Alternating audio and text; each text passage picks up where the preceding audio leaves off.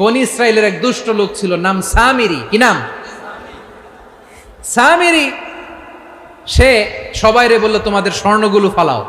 স্বর্ণগুলো ফেললো, বনি ইসরাইলের স্বর্ণগুলোকে গলিয়ে সে একটা গরুর বাচ্চা বানালো। গোবৎস। কিসের বাচ্চা?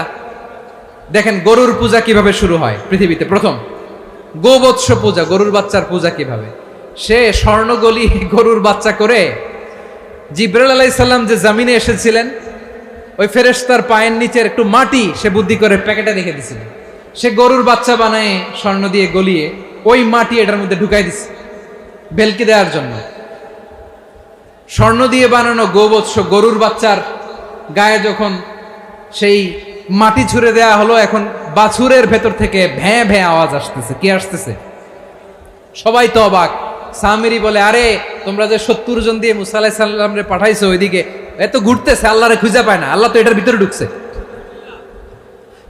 নাউজুবিল্লাহ বলবেন না? তোমরা যে 70 জন দিয়ে পাঠাইলা, 70 জন নিয়ে মুসা আলাইহিস সালাম খালি ঘুরতেছে, আল্লাহরে পায় না।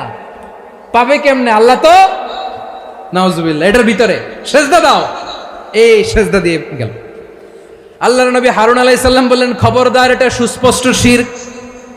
আল্লাহ সব গুনাহ মাফ করে, শিরকের গুনাহ মাফ করে না। খবরদার, তোমরা থামো। কে শোনে কার কথা? এই যে যেমন এখন আপনারা আমার কথা শুনতেছেন না? শুনতেছেন? হারুন আলাইহিস সালাম বললেন, খবরদার, এই শিরকি কাজে তোমরা সংযুক্ত হয়ো না। তোমাদেরকে কি মনে নাই আমার ভাই মুসা আলাইহিস সালাম কি বলছে? আল্লাহ শিরক মাফ করে না। খবর